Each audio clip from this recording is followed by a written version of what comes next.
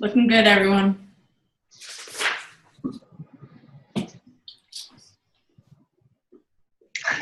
Getting a critical mass in here. All right, folks, we'll start in just about a minute.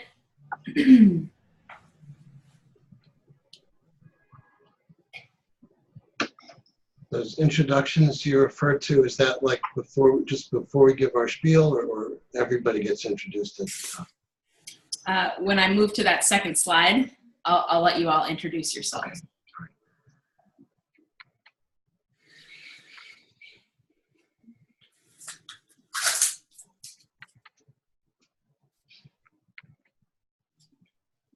All right. So, in an attempt to be timely, especially considering the substance of this presentation, we're going to start off here, and I'd like to introduce this webinar as one of our webinars for busy members. I'd like to thank AILA New England New Member Division or Chapter? Division? Chapter. It's the AILA New England Chapter New Members Division. Chapter New Member, okay. For co-sponsoring this webinar. And this is a special edition webinar. So we're going to spend a little bit longer. And as you can see, we've got 4 expert panelists here to speak with everyone. And the reason why we decided to put this particular panel together was based on some concerns that we were hearing from attorneys. Attorneys feeling stressed, feeling overwhelmed as a result of the change in presidential administrations and some of the uncertainty surrounding the changes in laws and policies.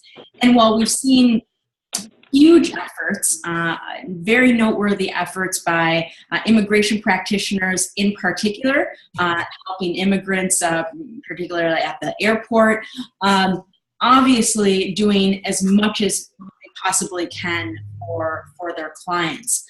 But our position here is who's helping the attorneys, and that's why we're here. We're here to help you. And that's what we're aiming to do in this particular webinar. And for our agenda for the day, we're going to talk first about some practice management tips. Then we're going to move to our clinicians to talk about stress management.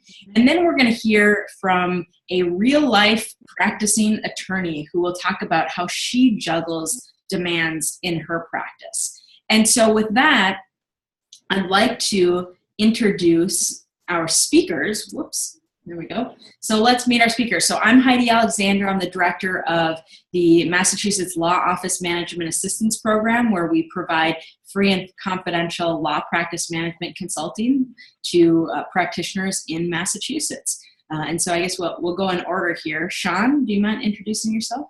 Sure. My name is Dr. Shawn Healy. I'm a clinical psychologist with Lawyers Concerned for Lawyers, and I meet with law students, lawyers, and judges, do lots of presentations on all manner of sort of mental well-being for those who are working in the legal community. Great. Thanks, Shawn. And I'm Jeff Fortgang. I'm also a psychologist here at Lawyers Concerned for Lawyers. Been here for about 19 years, so I've heard a lot of things from a lot of lawyers. And also, like Shawn, run groups and give presentations and write and things like that. And have thought about how I've changed in some ways the ways that I've understood what I've been hearing from lawyers over the years, and that we'll talk more about that a little later. Great, thank you, Jeff. And we have Emily. There you are. You're back. Hi, I'm Amara Gordon. I am a immigration lawyer. I also do some criminal defense work, focusing on the intersection between criminal cases and immigration laws. We like to call crimmigration. I'm the chair of the New Members Division of the AILA New England Chapter, and I'm vice chair of the Law Practice Management Section Council at the Mass Bar Association.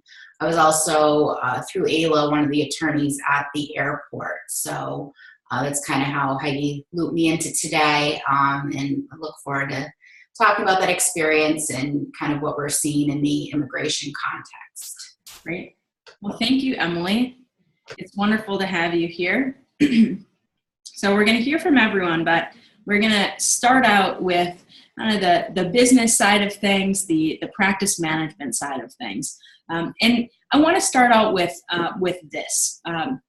And I think one of the reasons why I want to start out here is because this is who LCL and LOMAP work with. We work with attorneys. And what we want to see is we want to see attorneys doing well, attorneys prospering, doing the best you possibly can so that you can be the best advocate for your clients. And so if you don't focus on you first, then you really can't be an advocate to your clients and you won't stay in business. And when there's high demand, that doesn't mean that you should be cutting corners, because that's how you get into trouble. And so when we're bombarded with all these different things, sometimes the first thing to go is following up with a client or making sure our trust accounts are in check. The things that we need to make sure we are doing so that we don't get into trouble. And so I'm going to give you some tips on this. So first off, client selection is extremely, extremely important, even in high demand situations when you're getting calls from lots and lots of different people.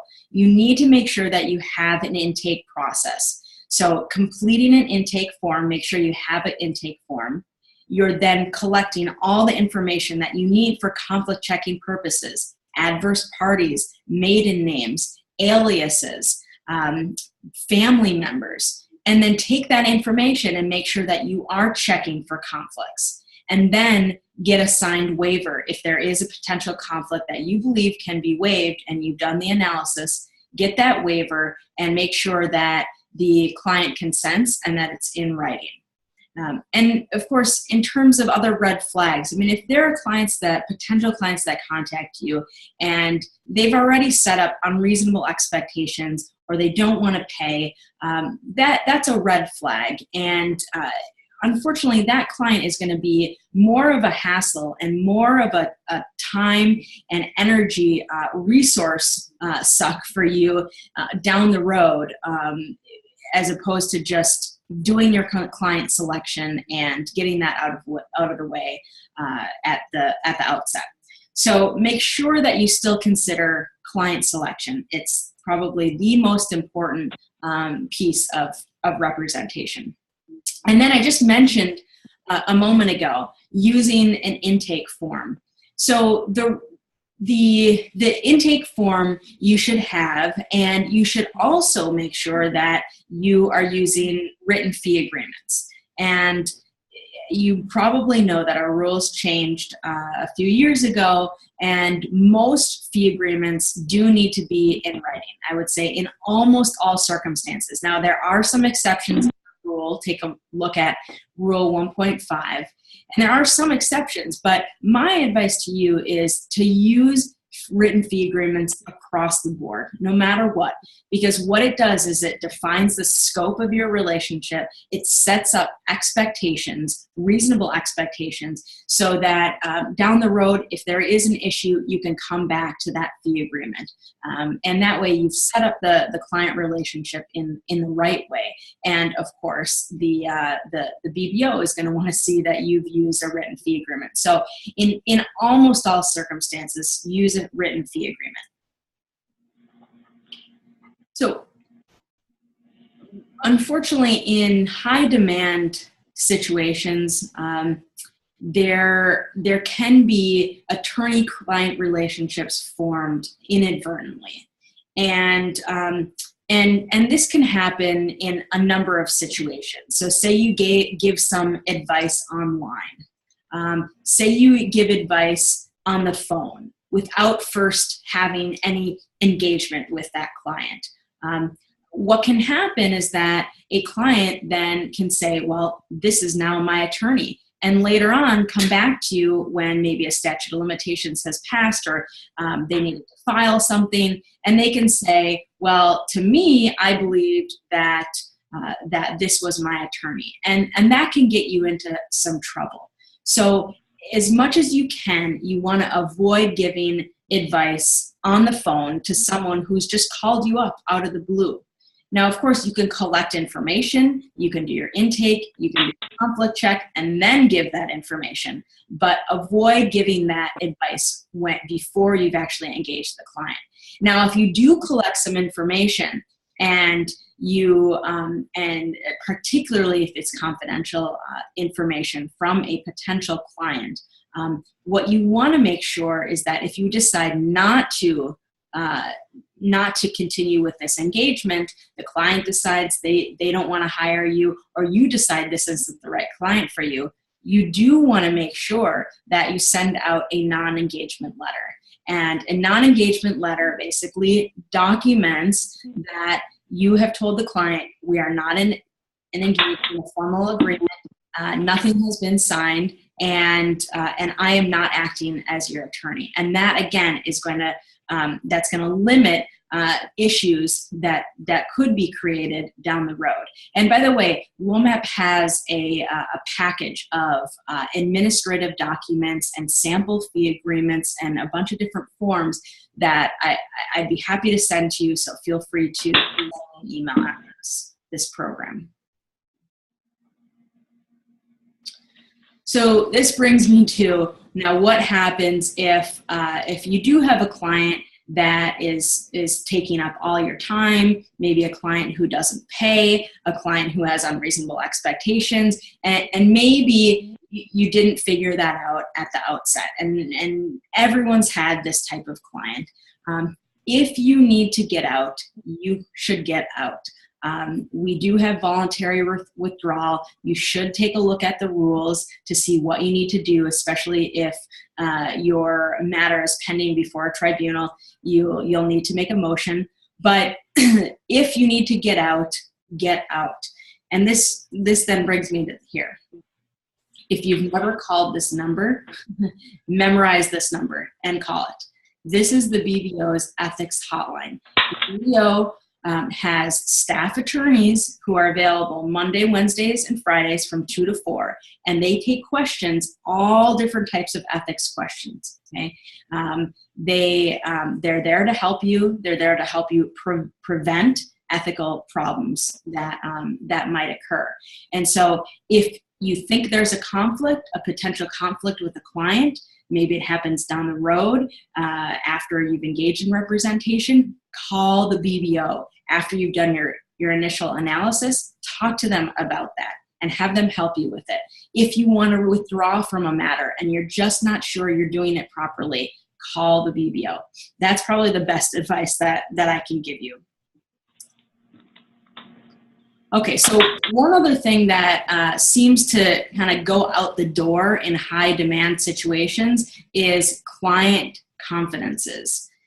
Protecting client information. So we've seen actually some examples of practitioners sending out tweets about their clients or their matters, putting something up on Facebook, particularly in political situations where maybe you want people to know what's going on or some sort of matter that you've dealt with and you want people to know about it. Think twice before you post on social media. That can get you into a lot of trouble. The other thing that I noticed when I saw immigration practitioners going to the airport, you actually see this in pictures at the airport, but you can almost see what's on some of the attorneys' laptops. So the point there is that make sure that if you are in a public place and you have confidential client information, you are taking steps to make sure that you protect that information. And so what that means is maybe you need to go to a private place if you're collecting personal information. Don't let other people see your computer screen. Make sure that your computer has full disk encryption. So that means you want to turn on your encryption on your laptop. If you're taking your laptop around with you, you can do that on a Mac or a PC. It's actually native to the software, easy to do. You also want to make sure that you're not using the free Wi-Fi. So when the attorneys are out at the airport and you're doing this great work, make sure you're not on the free Wi-Fi, because hackers take advantage of that. They know that you've got confidential information that might be worth something. It's easier for them to grab onto that free Wi-Fi and get right into your computer. So rather than using free Wi-Fi access, get a hotspot. Hotspot is very, very easy to get. You can turn one on your phone, contact your carrier to see if you have one. All right, and before I move on here, I'm getting a little feedback, so I want to make sure that everyone is muted on the line here. So pardon me for a moment. Okay, here we go. All right, so moving on here.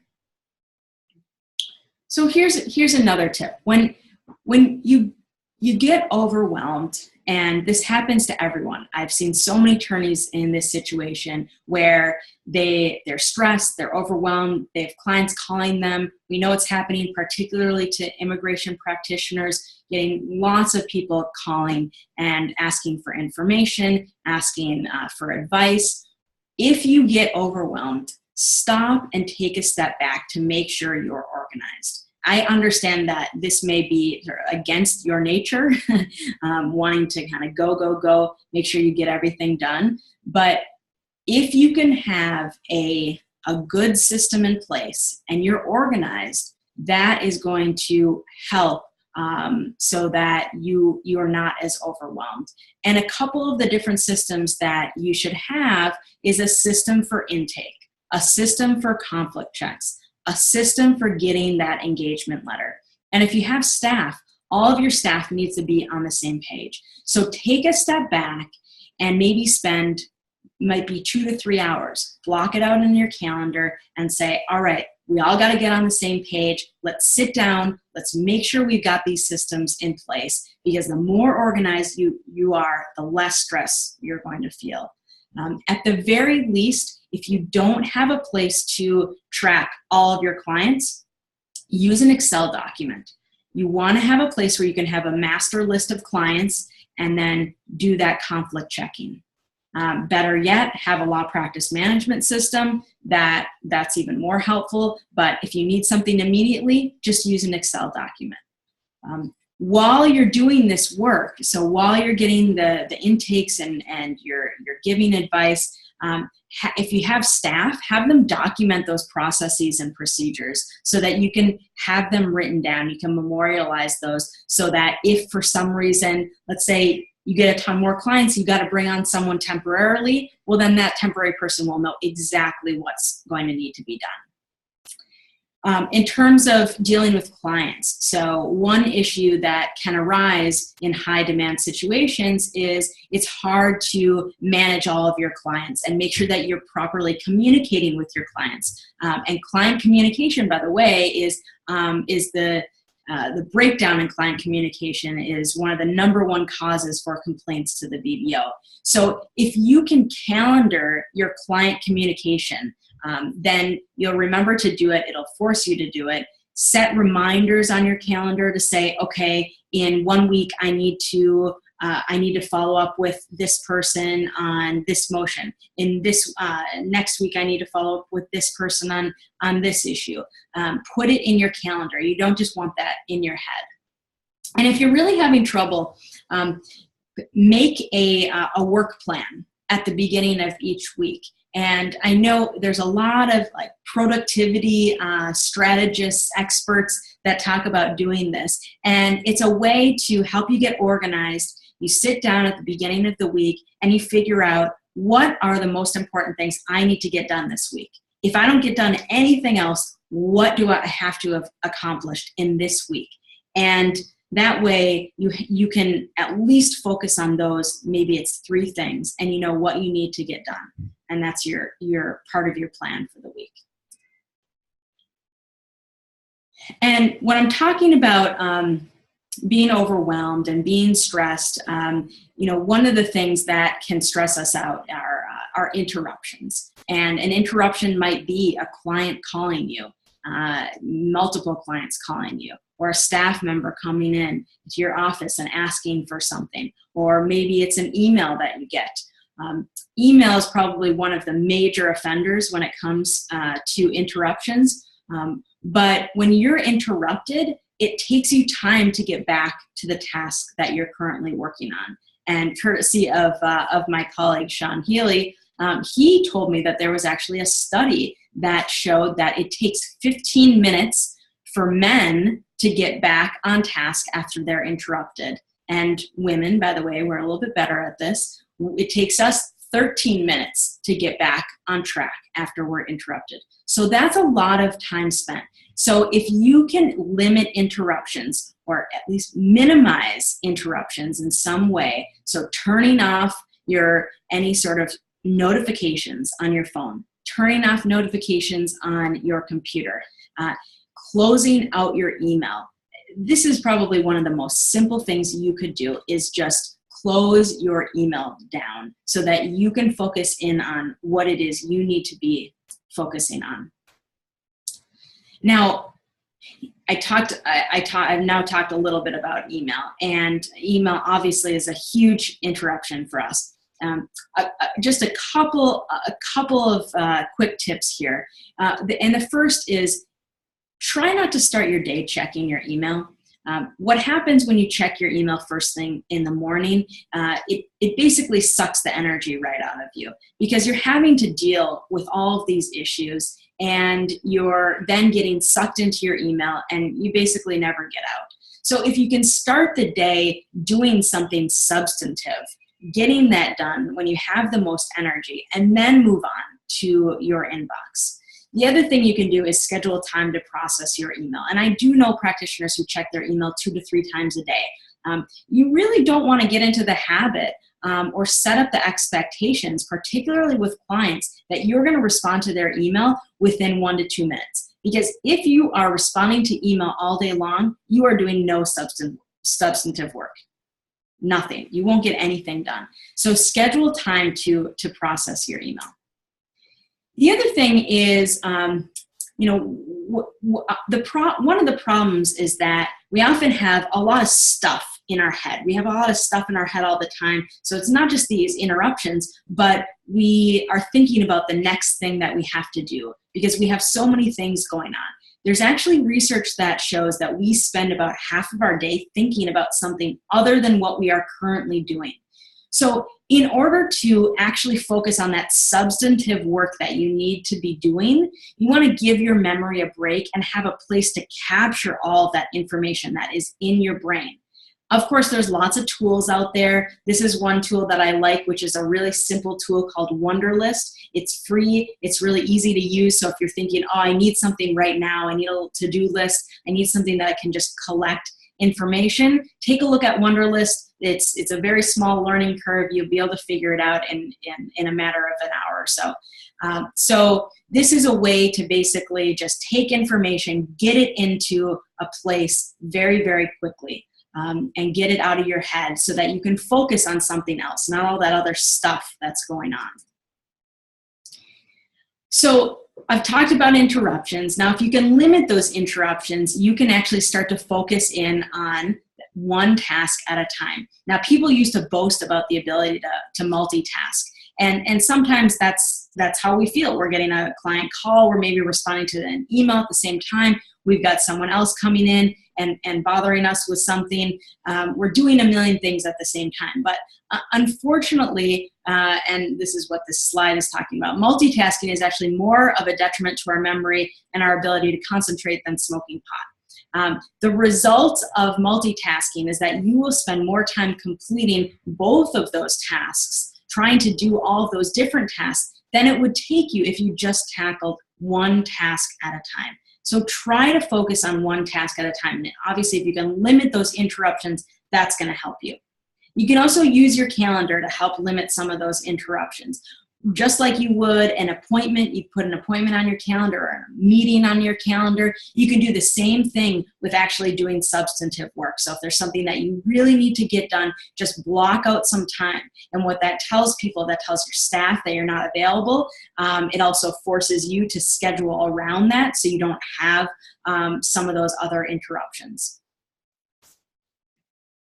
All right, now sometimes it really feels like if there were only more time in the day, we could get more done. But here's the thing. If you try to work nonstop, you'll start to be more inefficient. And ultimately, you're going to burn out. So contrary to what we might want to do, taking breaks will actually help you get more done. Time management really is about energy management. If we don't have that energy, if we haven't maximized that energy, you won't be able to keep going at the pace that you need to be going at. And so breaks will help you maintain that energy and help keep you focused. And these should actually be planned breaks, not interruptions. And think about, what gives you energy? What helps you focus? Maybe it's listening to music. Maybe it's having a certain office layout. Maybe it's taking a break and having a cup of coffee. But actually planning for that downtime so that you can re-energize, you can rejuvenate, that's really what you need to do in order to actually get everything done you want to get done. And it's a very, very difficult thing to do. So it's something that you have to work at.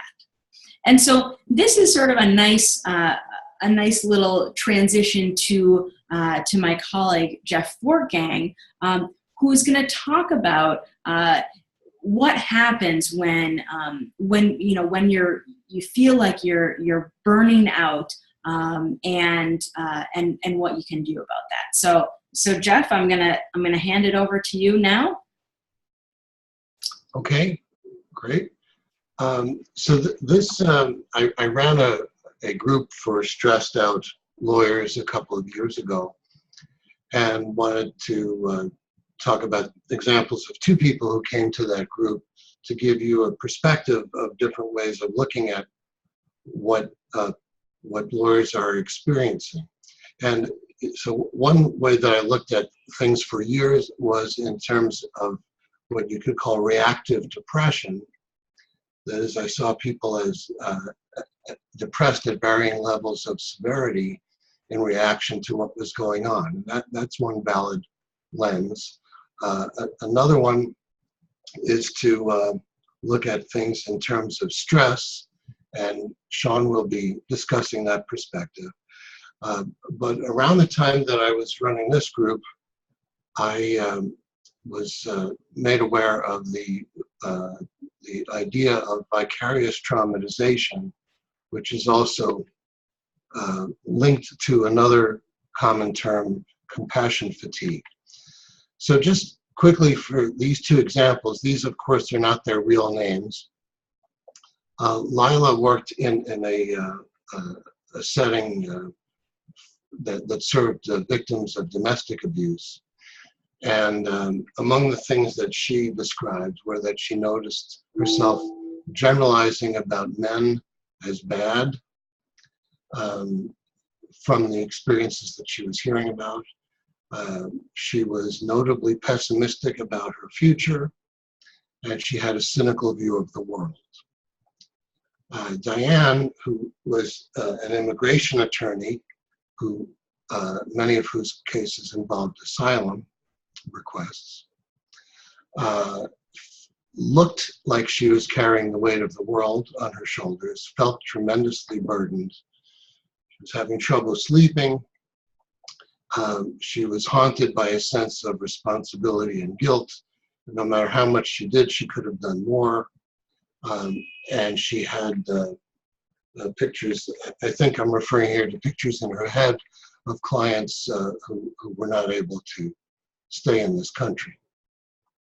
She found that things like TV, movies, and reading that she used to enjoy, that she wanted to avoid them. They might have emotional content, and she felt like she couldn't handle all that unless it was very light reading or maybe a sitcom. And unfortunately, in the state she was in, she also felt increasingly disconnected from her husband and child. Next slide, please. Heidi, can you change the slide? Okay. So I wanted to talk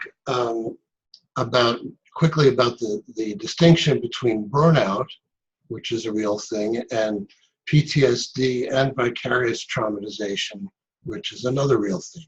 So burnout is really related to work conditions, physical, interpersonal, obstacles to achieving goals, in other words, feeling disempowered on the job, not getting enough sense of reward from the job. And the symptoms tend to focus on emotional and or mental exhaustion and withdrawal, not withdrawal symptoms, but withdrawing from an emotional connection to the job and to others on the job and to clients, etc. Typically, burnout builds up gradually. Post-traumatic stress disorder and vicarious traumatization, on the other hand, are in response to exposure to or experience of a traumatic event or to witnessing a traumatic event, wait, we're not there yet, or hearing about it from someone else. And there are mood and emotion and cognitive symptoms involved. There's always a re-experience of the event in one way or another, and it's also typified by avoidance and exacerbated arousal responses. So now we'll talk a little bit more about each of these things. Next slide, please. So on the left, you have full-fledged PTSD, which is an official psychiatric diagnosis. On the right, you have vicarious traumatization or compassion fatigue, which is described a lot in literature, but is not an official diagnosis. So for PTSD, you have the threat or reality of loss of life or physical integrity, and typical emotions that go with that are fear, helplessness, or horror, whether the event is experienced or witnessed. And I've had many clients and patients over the years who were both abused and witnessed abuse of others and actually found the witnessing to be tougher to cope with. In vicarious traumatization, the exposure is to the individual who's been traumatized and to the residue or aliveness of their trauma, which you can feel it when they talk about what they've gone through. So I'm calling it a kind of witnessing of trauma once removed.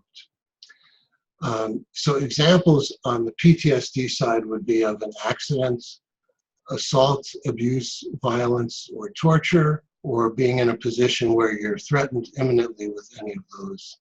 And of course, combat, and the term post-traumatic stress disorder first developed in relation to Vietnam veterans. Examples of people who would be vicariously traumatized would be loved ones, police, firefighters, emergency health providers, trauma therapists, child protective workers, rape crisis counselors, lawyers who deal with cases such as criminal or immigration that involve trauma. And it turns out that judges are subject quite a bit to vicarious traumatization. Next slide. So the mood or emotion part in PTSD tends to be fear, anger, guilt, or shame. The person with PTSD has a lack of positive emotions often and feels alienated and detached more than they used to, and often shows a decreased interest in activities. The person who's having vicarious traumatization has the same kinds of feelings but less severely and may have a reduced sense of purpose. Under cognition, people with PTSD may have symptoms of amnesia. They also often develop persistent negative beliefs such as I am bad, or the world is dangerous, and certainly the world is partly dangerous, and they're particularly attuned to that because of their experience. And in many cases, they have a distorted degree of blame of themselves or others.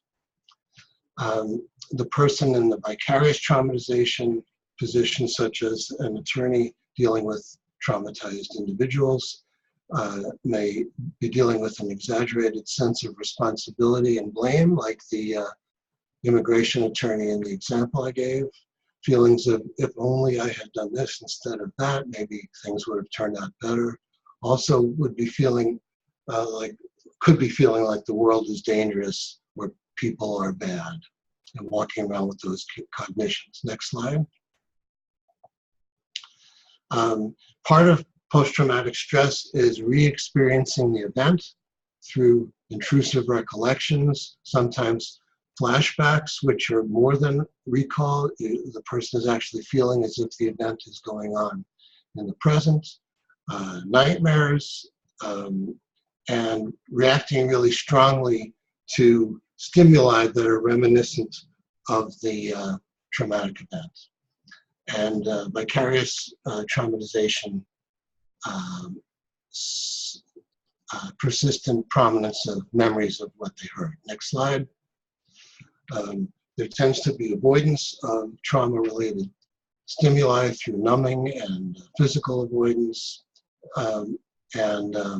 The person who's heard too much about traumatic events will have similar reactions. Next slide. Finally, increased arousal symptoms.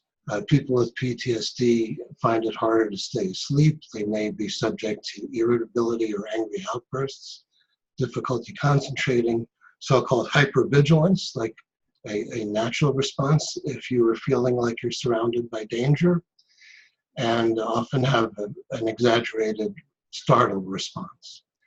And again, people who are subject to vicarious traumatization through their work or their family member relationships have all the same kinds of things, but in less severe form. And I think that's all we need to say before we turn it over to Shawn. All right, thanks, Jeff. So as Jeff was pointing out some specific things that can happen, I just wanted to take a little step back and just talk about some specifics about stress. We use that term a lot, quite generally, to mean lots of things. And just to sort of be clear how I'm using it as a term to mean a change in internal equilibrium. So we like balance, and whenever we're sort of experiencing something that disrupts that balance, I refer to that as a stress. So that can be positive or negative or neutral. It doesn't have to be a bad thing. But usually when we're talking about stress, we're typically talking about it as a negative thing or having a negative impact on us. And one of the things to be aware of is how your body is responding to that external stimuli. We get triggered into this stress reaction. Our physical bodies engage in a fight or flight or freeze syndrome.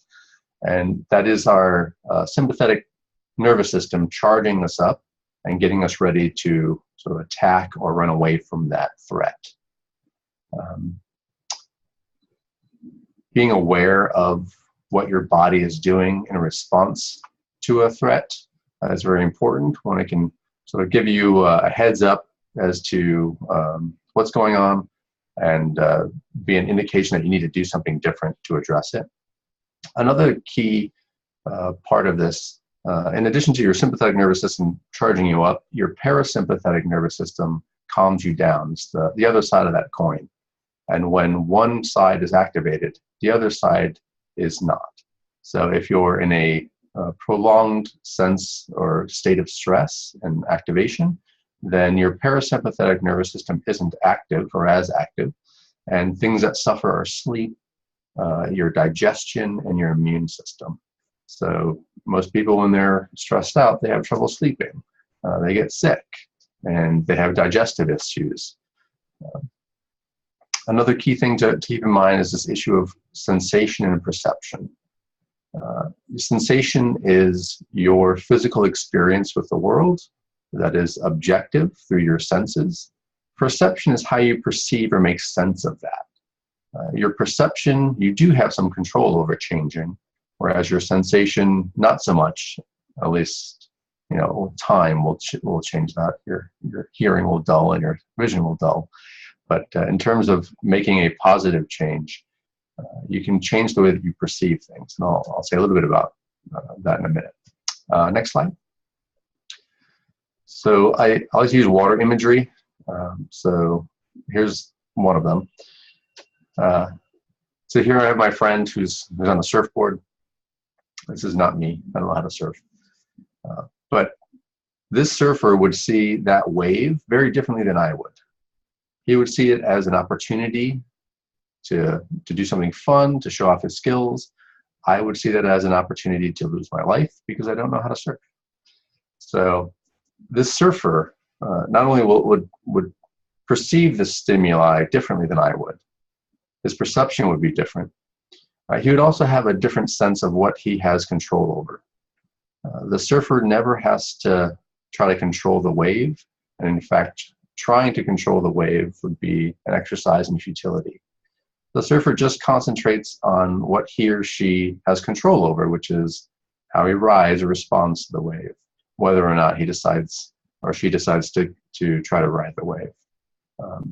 What would be in my control is to stay on the beach and just observe that because it's lovely on the beach. Next slide.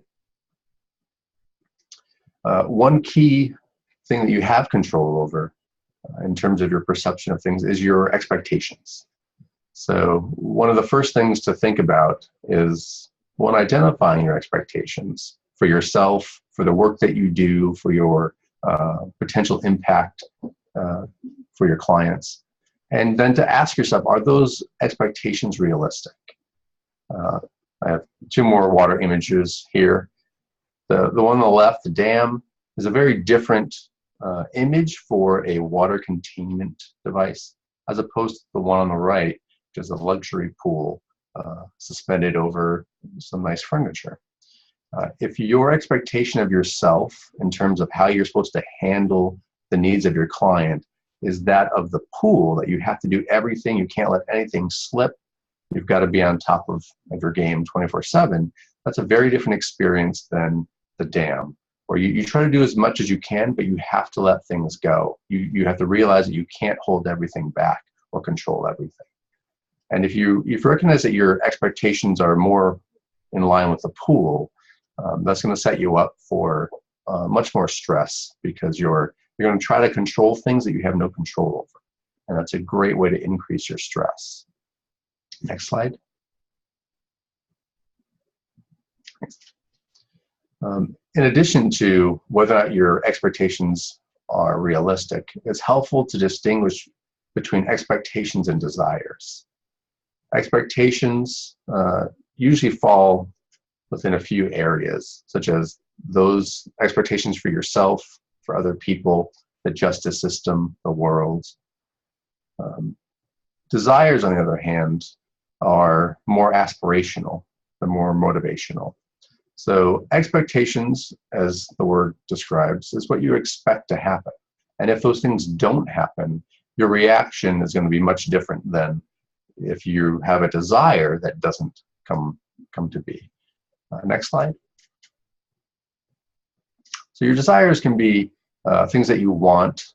You want justice for all. You want your clients to feel that you care for them. You want justice for your clients. And this can be motivational. You might not expect justice for all. You might not expect to be able to win every case, but you can desire that, and that can keep you going.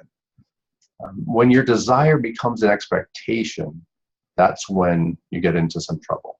So if you expect that you can help all your clients, that you're going to win every case, that you're going to get justice for everybody, that is a sure setup for disappointment, for stress, and to feel like your lack of control in the situation has increased. And managing your stress has a lot to do with identifying what you have control over and using your energy in those areas, not trying to control the things you don't. Next slide. So there's lots of ways of doing this. I just wanted to highlight one area, which is the area of boundaries. It's really important to have healthy, consistent boundaries in your personal life and your professional life. And I just want to draw your attention to the difference between boundaries and limitations. First, I'll just skip to limitations.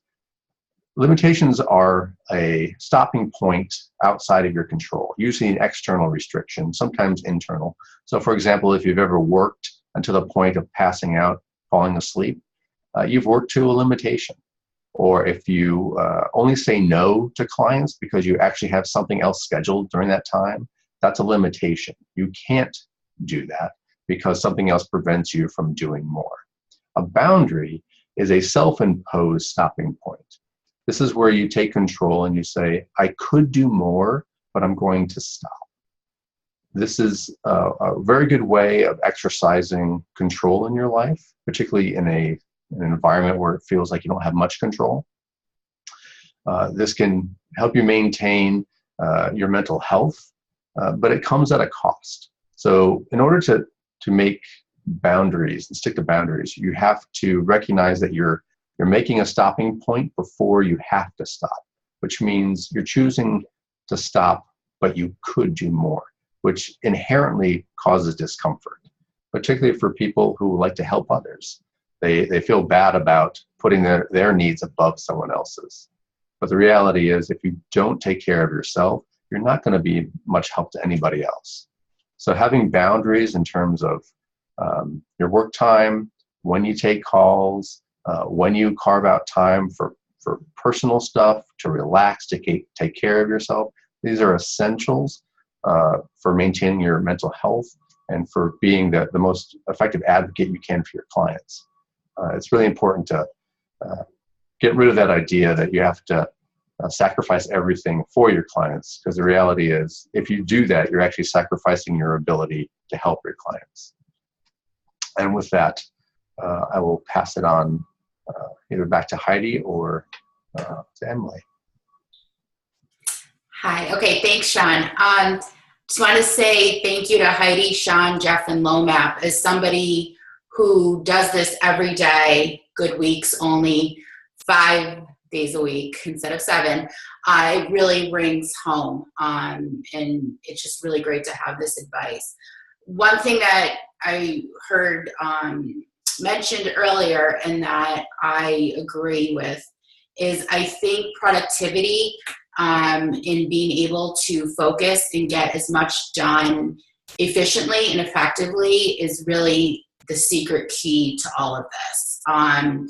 I think about it all the time. I change what I do depending on what's going on. For example, as one reason we're all here, what happened at the airport and the new executive orders, or sometimes in immigration we see seasonal changes, right? So we may see more border crossings one summer.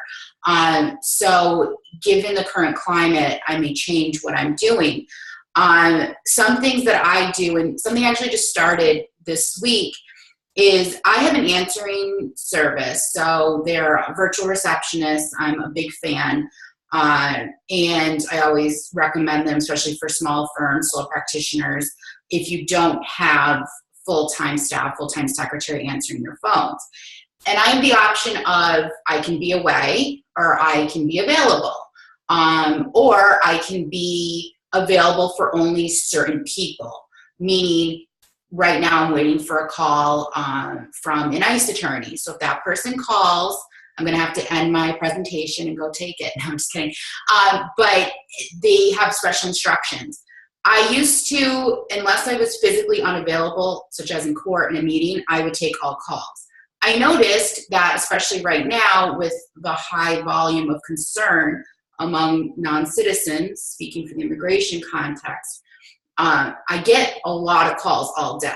And what happens is, even if that call is only 10 minutes, and I do try and keep potential clients down to 10 minutes on the phone, I was finding that, maybe I was frustrated with the client potential client, because they weren't answering my questions, or they didn't want to come in and they just wanted free advice over the phone. And so that 10 minutes turned into 20 minutes of aggravation, or there was something I just wasn't sure of the answer. And so now I'm thinking of it, or I'm researching it because it bothers me that I'm not quite sure what's going on, or I'm checking the visa bulletin because I say, oh wait, how long is the third preference category right now? That's taking up time, and obviously I'm the non-therapist here, but I think about how much energy is that taking the back of my mind, even if I'm not actually doing anything, meaning I'm not actually looking it up or taking action on that. I may be writing a letter and I'm still thinking about the visa bulletin while I'm doing that, and does that take away from my productivity? So one thing I've started doing is I've recognized that I can't be everything to everyone all day long. I started this actually this week, and it was a change I made given just the amount of volume of calls and the high level of anxiety I'm noticing, and I think my colleagues are, in the immigration context. So I've set my phones to permanently away. Again, if there's a call I need, my secretaries have special instructions to put them through, and they're professionals. This is what they do all day long. So yesterday, a call came through, and I had just called the person, missed them, and they were calling back. And my secretaries made the decision that they would put that person through because clearly we were playing phone tag. So luckily, there is that kind of gray area that they can play with. But as a general rule, if somebody is calling and has a question about OPT, I am not stopping what I'm doing and taking the call. And I'm using OPT as an example for non-immigration practitioners. It's a type of work authorization for students. Usually those calls, 9 times out of 10 are, I just have a quick question. Can I just ask you something? Can't you tell me? You're a lawyer, you know. Well, what's the issue there? As Heidi said earlier, do you now have an attorney-client relationship with that person? That's a big concern. Another concern I have, especially in immigration, is, I'm assuming that when you tell me you have a valid visa, you really do. What if you don't understand the difference between a visa and status, and I just gave you bad advice?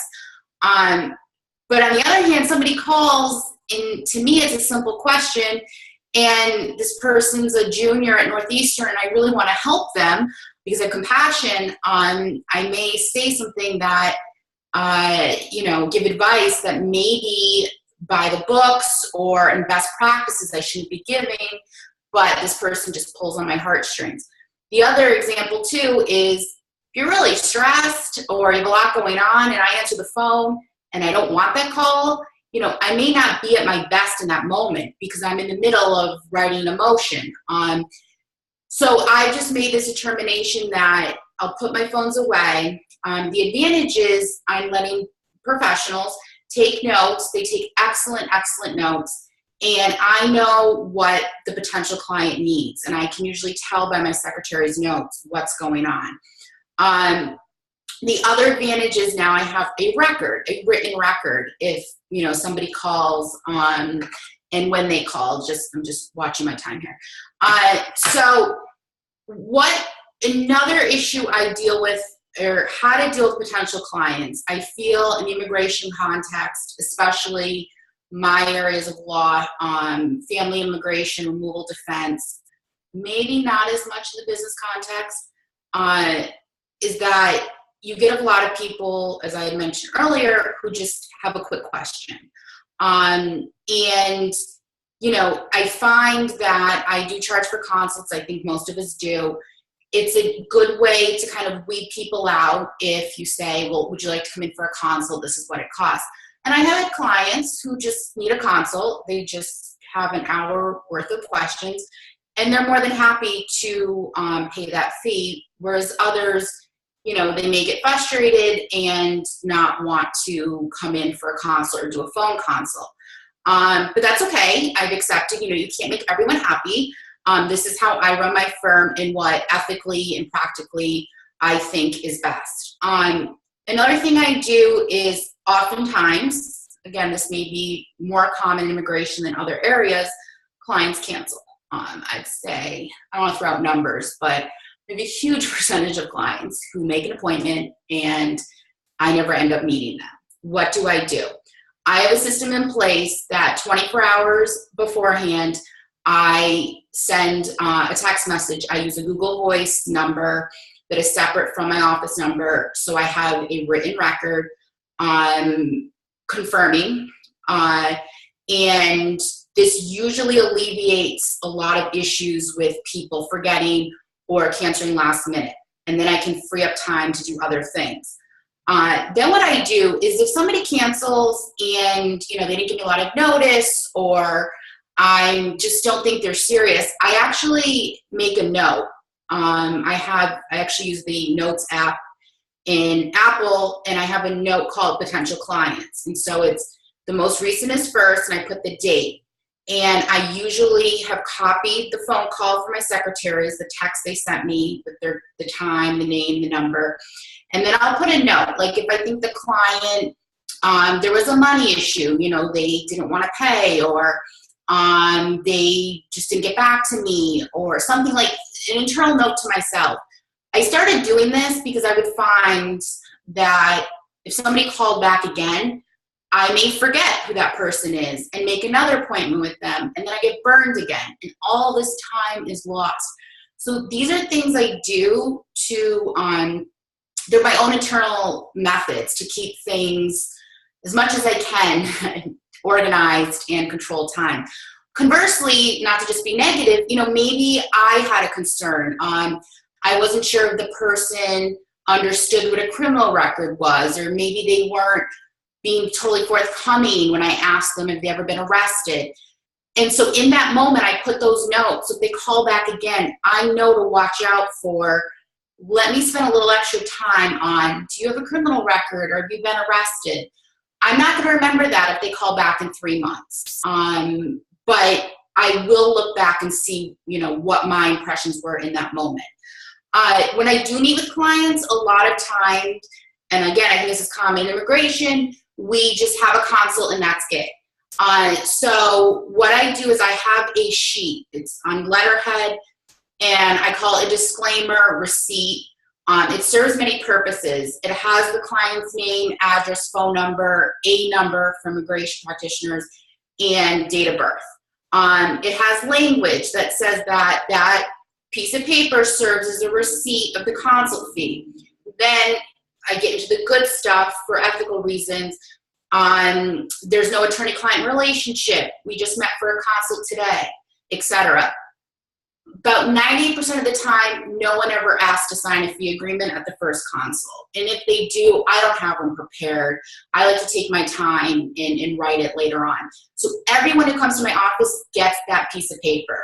So if they later say, well, I thought you were my lawyer, I put, if I think they're going to hire me or it's a case I'm willing to take, I put language, there is no attorney-client relationship until the attorney and the client have signed a fee agreement.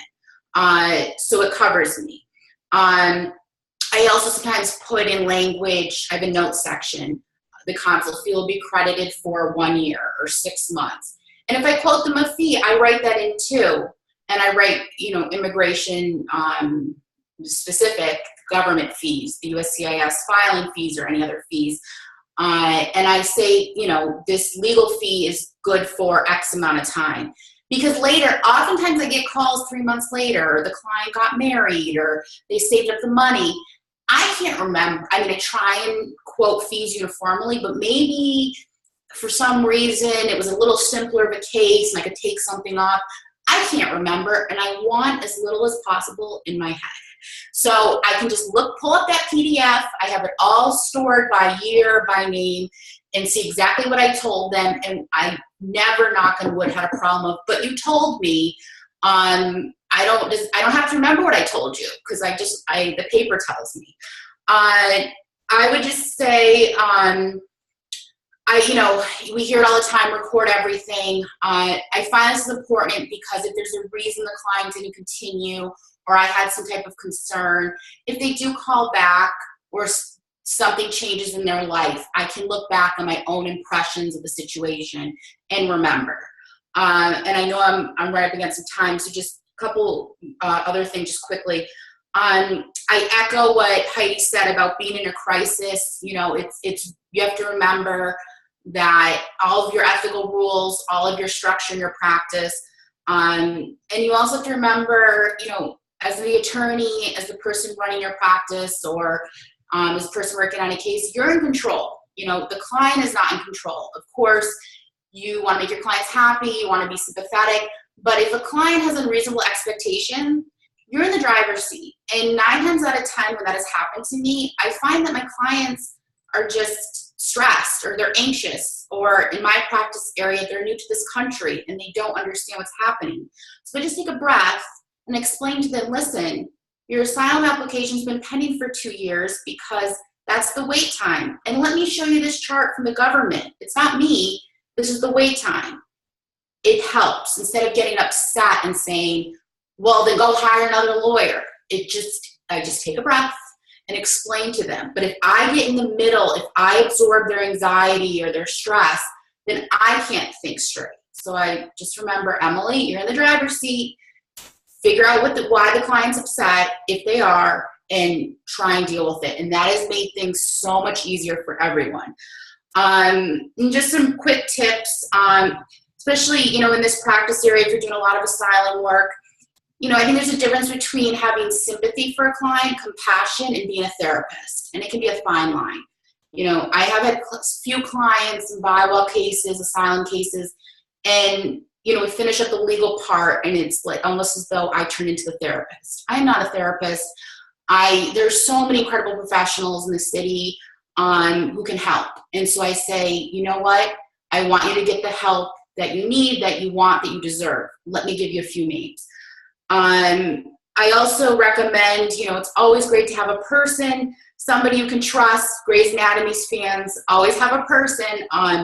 But the practice, the business side of it, the legal side of it, dealing with clients, it can become a lot. And it's just great to have somebody who you trust, maybe a mentor, but somebody who you don't feel judges you, to just say, you know what, this happened today. Is that reasonable? Is that something? Is it me? Is it the client's situation? I think it just helps incredibly, especially in, such a high stress profession. I've had a lot of people ask me, as somebody who does criminal defense work, does removal defense, immigration court, I've seen people deported, I've seen people go to jail, and a lot of people say to me, how do you do it?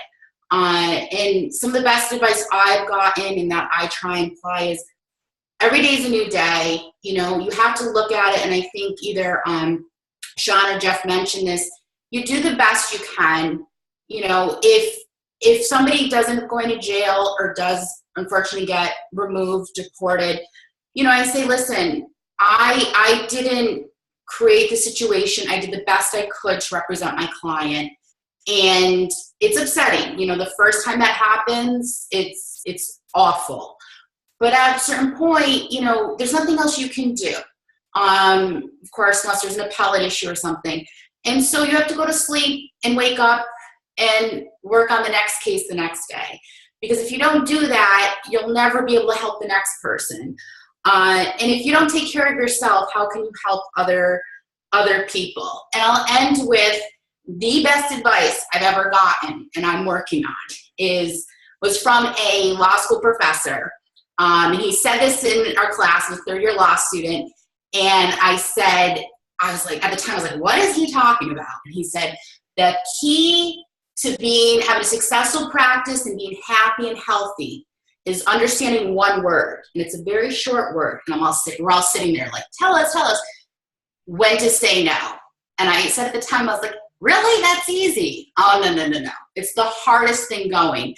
But recognizing, and I apologize if I'm butchering the language, Shawn or Jeff, but your boundaries, what you can do, who you can help, and it's okay to say no, because if you try and be everything to everybody, you're going to be left with nothing. And it's especially important during these times of crisis. We're lawyers. We want to jump. I went to the airport. I was like, how can I sit at home on a Saturday? Look what's going on. But if you're exhausted and you have nothing left, it's okay to say no. And guess what? We have an incredible profession. And if you can't do it, there's going to be somebody else who can. So this stuff is hard, and I recognize that, but just trying to do the best you can and cope the best you can. And just try and be better the next day. That's the beauty of this. So again, thanks to LOMAP for doing this. It's just incredibly helpful to have this advice. And thanks for tuning in. Well, thank you, Emily, for that great practical advice. And thanks to everyone for tuning in today. I hope that you found some of this helpful. I've put up on this slide our contact information. If you are feeling stressed, if you are feeling overwhelmed, if you would like some help, please feel free to contact us. Our services are free. Please feel free to contact Emily and get involved in AILA. But we appreciate your time, and we will sign off. So good luck to everyone.